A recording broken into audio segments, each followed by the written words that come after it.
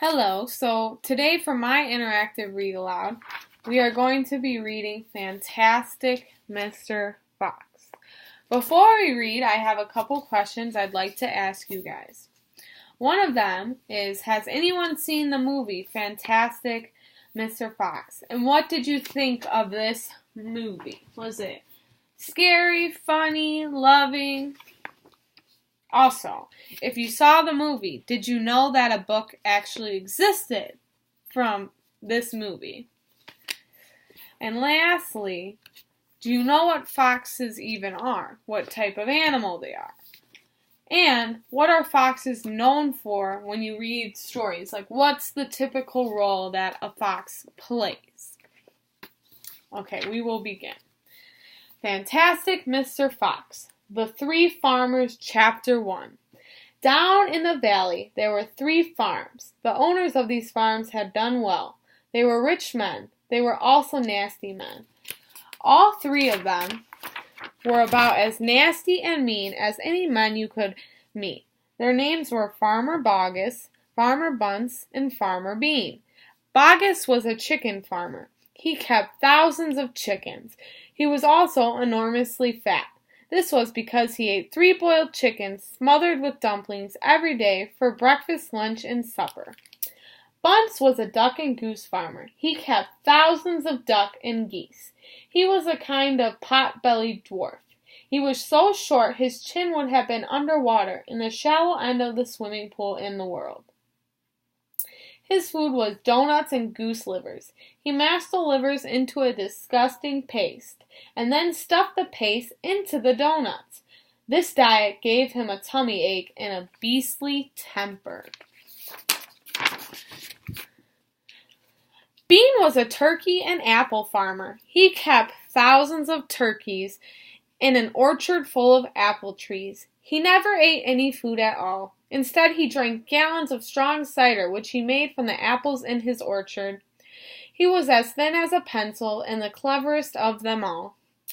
Boggis and Bunce and Bean, one fat, one short, one lean, these horrible crooks, so different in looks, were none the less equally mean. This is what the children around used to sing when they saw them. Chapter 2. Mr. Fox. On a hill above the valley there was a wood. In the wood there was a huge tree. Under the tree there was a hole. In the hole lived Mr. Fox and Mrs. Fox and their 4 small foxes. Every evening, as soon as it got dark, Mr. Fox would say to Mrs. Fox, "Well, my darling, what shall it be this time? A plump chicken from Boggis? A duck or a goose from Bunce? Or a nice turkey from Bean?" And when Mrs. Fox had told him what she wanted, Mr. Fox would creep down into the valley in the darkness of night and help himself. So my question for you guys is, the fox steals food from the farmers. Is it okay to steal food from mean people? Just because someone is mean, it does not mean you can steal from them. However, the fox is an animal, and the human is a human who knows how to garden and foster animals. Boggis and Bunce and Bean knew very well what was going on, and it made them wild with rage. They were not men who liked to give anything away. Less still did they like anything to be stolen from them. So every night, each of them would take his shotgun and hide in a dark place somewhere on his own farm, hoping to catch the robber. But Mr. Fox was too clever for them. He always approached a farm with the wind blowing in his face, and this meant that if any man were lurking in the shadows ahead, the wind would carry the smell of that man to Mr. Fox's nose from far away. Thus, if Mr. Boggis was hiding behind his chicken house, number 1, Mr. Fox would smell him out from 50 yards off and quickly change directions, heading for chicken house number 4, at the other end of the farm. "Dang and blast that lousy beast!" cried Boggis. "I'd like to rip his guts out," said Bunce. "He must be killed," cried Bean. "But how?" said Boggis. "How on earth can we catch the Blightener?" Bean picked his nose delicately with a long finger. I have a plan, he said. You've never had a decent plan yet, said Bunce. Shut up and listen, said Bean. Tomorrow night we will all hide just outside the hole where the fox lives. We will wait there until he comes out. Then, bang! Bang, bang, bang! Very clever, said Bunce, but first we shall have to find the hole. My dear Bunce, I've already found it, said the crafty Bean. It's up in the wood on the hill. It's under a huge tree. Chapter 3. The Shooting. Well, my darling, said Mr. Fox, what shall it be tonight? I think we'll have duck tonight, said Mrs. Fox. Bring us 2 fat ducks, if you please, 1 for you and me, and 1 for the children. Ducks it shall be, said Mr. Fox. Bunce is best. Now do be careful, said Mrs. Fox. My darling, said Mr. Fox, I can smell those goons a mile away. I can even smell one from the other. Boggis gives off a filthy stink of rotten chicken skins. Bunce reeks of goose livers, and as for Bean, the fumes of apple cider hang around him like poisonous gases. Yes, but don't just get careless, said Mrs. Fox. You know they'll be waiting for you, all 3 of them. Don't you worry about me, said Mr. Fox. I'll see you later. But Mr. Fox would not have been quite so cocky had he known exactly where the 3 farmers were waiting at that moment. They were just outside the entrance to his hole, each one crouching behind a tree with their gun loaded.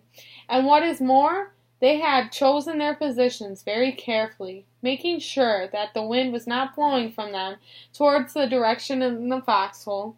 In fact, it was blowing in the opposite direction. There was no chance of them being smelled out. So do you think that Mr. Fox will be shot or captured by the farmers? We'll have to see. Mr. Fox crept up the dark tunnel to the mouth of his hole. He poked his long, handsome face out into the night air and sniffed once.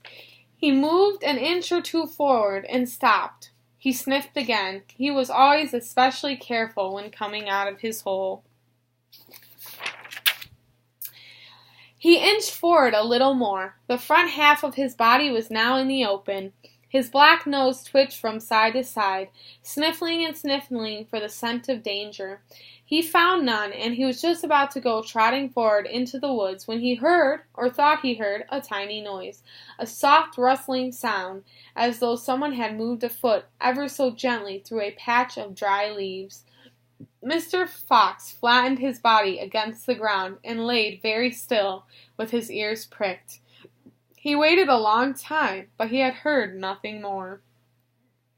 It must have been a field mouse, he told himself, or some other animal that's very small. He crept a little further out of the hole, then further still. He was almost right out in the open now. He took a last careful look around. The woods was murky and very still. Somewhere in the sky the moon was shining. Just then his sharp night eyes caught a glint of something bright behind a tree not far away. It was a small silver speck of moonlight shining on a polished surface. Mr. Fox laid still, watching it. What on earth was it? Now it was moving. It was coming up, and great heavens! It was the barrel of a gun. Quick as a whip, Mr. Fox jumped back into his hole, and at the same instant the entire woods seemed to explode around him. Bang, bang, bang, bang, bang! The smoke from the 3 guns floated upward in the night air. Boggis and Bunce and Bean came out from behind their trees and walked towards the hole. "Did we get him?" said Bean. One of them shone a flashlight on the hole, and there on the ground in the circle of the light, half in and half out of the hole, lay the poor, tattered, bloody, stained remains of a fox's tail. Bean picked it up. "We got the tail, but we missed the fox," he said, tossing the thing away. So do you feel sorry for Mr. Fox and his family? Because now the farmers are hunting him and he can no longer go and get food. Also, how would you catch the fox? Would you do the same thing as the farmers and try and kill it? Or would you try to keep it alive and just shoo it somewhere else? "Dang it, Blast," said Boggis. "We shot too late. We shouldn't have let fly the moment." He poked his head out. "He won't be poking it out again in a hurry," Bunce said. Bean pulled a flask from his pocket and took a swig of cider. Then he said, "It'll take 3 days at least before he gets hungry enough to come out again. I'm not sitting around here waiting for that. Let's dig him out." "Ah," said Bogus, "now you're talking sense. We can dig him out in a couple of hours. We know he's in there." "I reckon there's a whole family of them down that hole," Bunce said. "Then we'll have the lot," said Bean. "Get the shovel." Do you think that the farmers are actually going to dig these holes, knowing their reputations of being lazy and fat? Chapter 4. The Terrible Shovels. Down the hole, Mrs. Fox was tenderly licking the stump of Mr. Fox's tail to stop the bleeding. "It was the finest tail for miles around," she said between licks. "It hurt," said Mr. Fox. "I know it does, sweetheart, but it'll soon get better, and it will soon grow again, Dad," said one of the small foxes. "It will never grow again," said Mr. Fox. "I shall be tailless for the rest of my life." Mr. Fox looked very glum. There was no food for the foxes that night. Soon the children dozed off. Then Mr. Fox dozed off too, but Mrs. Fox couldn't sleep because of the pain in Mr. Fox's tail. "Well," he thought, "I suppose I'm lucky to be alive at all. And now they've found our hole. We're going to have to move out as soon as possible. We'll never get any peace if we stay here." What was that? He turned his head sharply and listened. The noise he had heard now was the most frightening noise a fox can ever hear, the scrape, scrape, scraping of shovels digging into the soil. "Wake up!" he shouted. "They're digging us out!" Mrs. Fox was wide awake in 1 second. She sat up, quivering all over. "Are you sure that's it?" she whispered. "I'm positive. Listen." "They'll kill my children!" cried Mrs. Fox. "Never," said Mr. Fox. "But, darling, they will," sobbed Mrs. Fox. "You know they will." Scrunch, scrunch, scrunch went the shovels. Above their heads, small stones and bits of earth began falling from the roof of the tunnel. "How will they kill us, Mommy?" asked one of the small foxes. His round black eyes were huge with fright. "Will there be dogs?" he said. Mrs. Fox began to cry. She gathered her 4 children close to her and held them tight. Suddenly there was an especially loud crunch above their heads, and the sharp end of a shovel came right through the ceiling. The sight of this awful thing seemed to have an electric effect upon Mr. Fox. He jumped up and shouted, "I've got it! Come on, there's not a moment to lose. Why didn't I think of it before?" "Think of what, Dad? A fox can dig quicker than a man," shouted Mr. Fox, beginning to dig. "Nobody in the world can dig as quickly as a fox." The soil began to fly out furiously behind Mr. Fox. How do you think that the farmers will feel when they realize the foxes have outsmarted them in starting to dig themselves? We'll find out. As he started to dig for dear life with his front feet, Mr. Fox ran forward to help him. So did the 4 children. "Go downwards," ordered Mr. Fox. "We've got to go deep as we possibly can." The tunnel began to grow longer and longer. It sloped steeply downwards. Deeper and deeper below the surface on the ground it went. The mother and the father and all 4 of the children were digging together. Their front legs were moving as fast so you couldn't even see them, and gradually the scrunching and scraping of the shovels became fainter and fainter. After about an hour, Mr. Fox stopped digging. "Hold it!" he said. They all stopped. They turned and looked back up. The long tunnel they had just dug, all was quiet. "Phew," said Mr. Fox. "I think we've done it. They'll never get as deep as this. Well done, everyone." They all sat down, panting for breath, and Mrs. Fox said to her children, "I should like you to know that if it wasn't for your father, we should all be dead by now. Your father is a fantastic fox."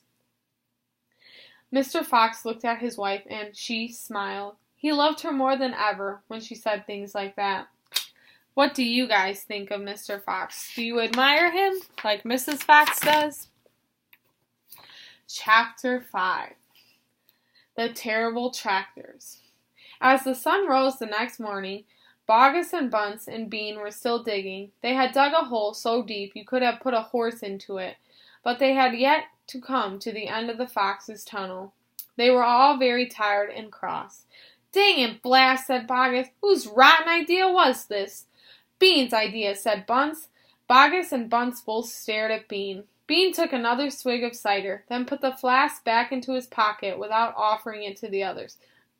Listen, he said angrily, I want that fox. I'm going to get that fox. I'm not giving in till I've strung him up over my front porch, dead as a dumpling. We can't get him by digging, that's for sure, said the fat Bogus. I've had enough of digging. Bunce, the little pot-bellied dwarf, looked up at the Bean and said, Have you got any more stupid ideas, then? What? Said Bean. I can't hear you. Bean never took a bath. He never even washed. As a result, his ear holes were clogged with all kinds of muck and wax, and bits of chewing gum and dead flies and stuff like that. This made him deaf. Speak louder, he said to Bunce, and Bunce shouted back, Got any more stupid ideas? Bean rubbed the back of his neck with a dirty finger. He had a boil come in there, and it itched. What we need on this job, he said, is machines. Mechanical shovels. We'll have him out in 5 minutes with mechanical shovels. That was a pretty good idea, and the other two had to admit it. All right, then, Bean said, taking charge. Bogus, you stay here and see the fox doesn't escape. Bunce and I will go and fetch our machinery. If he tries to get out, shoot him quick. The long, thin Bean walked away. The tiny Bunce trotted after him. The fat Bogus stayed where he was with his gun pointing at the foxhole. Soon 2 enormous caterpillar tractors with mechanical shovels on their front end came clanking into the wood. Bean was driving one, Bunce the other. So, with the farmers trying to get the fox in as many ways as they can, does this remind you of any other children's book you might have read? Like The 3 Little Pigs, or any other book. The machines were both black. They were murderous, brutal-looking monsters. Here we go, then, shouted Bean. Death to the fox, shouted Bunce. The machines went to work, biting huge mouthfuls of soil out of the hill. The big tree, under which Mr. Fox had dug his hole in the first place, was toppled like a matchstick. On all sides, rocks were sent flying, and trees were falling, and the noise was deafening. Down in the tunnel, the foxes crouched, listening to the terrible clanging and banging overhead. What's happening, Dad? Cried the small foxes. What are they doing? Mr. Fox didn't know what was happening or what they were doing. It's an earthquake, cried Mrs. Fox. Look, said one of the small foxes. Our tunnel got shorter. I can see daylight. They all looked around, and yes, the mouth of the tunnel was only a few feet away from them now, and in the circle of daylight beyond they could see the 2 huge black tractors almost on top of them. Tractors, shouted Mr. Fox, and mechanical shovels! Dig for your lives! Dig, dig, dig! So do you think that the Fox family will be able to dig faster than the machines? Like they did last time. 6. Chapter 6. The Race. Now there began a desperate race, the machines against the foxes. In the beginning, the hill looked like this. After about an hour, as the machines bit away more and more soil from the hilltop, it looked like this. Sometimes the foxes would gain a little ground, and the clanking noise would grow fainter, and Mr. Fox would say, We're going to make it, I'm sure we are. But then a few moments later, the machines would come back at them, and the crunch of the mighty shovels would get louder and louder. Once the foxes actually saw the sharp metal edge of one of the shovels as it scraped up the earth just behind them. Keep going, my darlings, panted Mr. Fox. Don't give up! Keep going! The fat Bogus shouted to Bunce and Bean. We'll get him any moment now. Have you caught sight of him yet? Bean called back. Not yet, shouted Bogus, but I think you're close. I'll pick him up with my bucket, shouted Bunce. I'll chop him to pieces. But by lunchtime, the machines were still at it, and so were the poor foxes. The hill now looked like this. The farmers didn't stop for lunch. They were too keen to finish the job. Hey there, Mr. Fox, yelled Bunce, leaning out of his tractor. We're coming to get you now. You've had your last chicken, yelled Bogus. You'll never come prowling again around my farm. A sort of madness had taken hold of the three men. The tall, skinny Bean and dwarfish Potbelly Bunce were driving their machines like maniacs, racing the motors and making the shovels dig at a terrific speed. The fat Boggis was hopping about like a dervish and shouting, "Faster! Faster!" By 5 o'clock in the afternoon, this is what had happened to the hill. The hole that the machine had dug was like the crater of a volcano. It was such an extraordinary sight that crowds of people came rushing out from the surrounding villages to have a look. They stood on the edge of the crater and stared down at Boggis and Bunce and Bean. "Hey there, Boggis, what's going on?" "We're after a fox. You must be mad." The people jeered and laughed, but this only made the three farmers more furious and more determined than ever to not give up until they caught the fox. So, why do you think that the people laughed at the three farmers when they destroyed the hill? Was it because they knew they would never catch the fox, or that they've done so much damage just to catch the fox? Chapter 7. We'll Never Let Him Go. At 6 o'clock in the evening, Bean switched off the motor of his tractor and climbed down from the driver's seat. Bunce did the same. Both men had had enough. They were tired and stiff from driving the tractors all day. They were also hungry. Slowly they walked over to the small foxhole in the bottom of the huge crater. Bean's face went purple with rage. Bunce was cursing the fox with dirty words that cannot be printed. Boggis came waddling up. "Dang and blast that filthy, stinking fox," he said. "What the heck do we do now?" "I'll tell you what we don't do," Bean said. "We don't let him go." "We'll never let him go," Bunce declared. "Never, never, never," cried Boggis. "Did you hear that, Mr. Fox?" yelled Bean, bending low and shouting down the hole. "It's not over yet, Mr. Fox. We're not going home till we've strung you up dead as a dingbat." Whereupon the three men all shook hands with one another and swore on solemn oath that they would not go back to their farms until that fox was caught. "What's the next move?" asked Bunce, the pot-bellied dwarf. "We're sending you down the hole to fetch him up," said Bean. "Down you go, you miserable midget." "Not me!" screamed Bunce, running away. Bean made a sickly smile. When he smiled, you saw his scarlet gums. You saw more gums than teeth. "Then there's only one thing to do," he said. "We'll starve him out. We'll camp here day and night watching the hole. He'll come out in the end. He'll have to." So Boggis and Bunce and Bean sent messages down to their farms, asking for tents, sleeping bags, and supper. Chapter 8. The Foxes Begin to Starve. That evening, 3 tents were put up in the crater on the hill, one for Boggis, one for Bunce, and one for Bean. The tents surrounded Mr. Fox's hole, and the 3 farmers sat outside their tents, eating their supper. Boggis had 3 boiled chickens smothered in dumplings. Bunce had 6 donuts filled with disgusting goose liver paste, and Bean had 2 gallons of cider. All 3 of them kept their guns beside them. Boggis picked up a steaming chicken and held it close to the fox's hole. "Can you smell this, Mr. Fox?" he shouted. "Lovely, tender chicken. Why don't you come up and get it?" The rich scent of chicken wafted down the tunnel to where the foxes were crouching.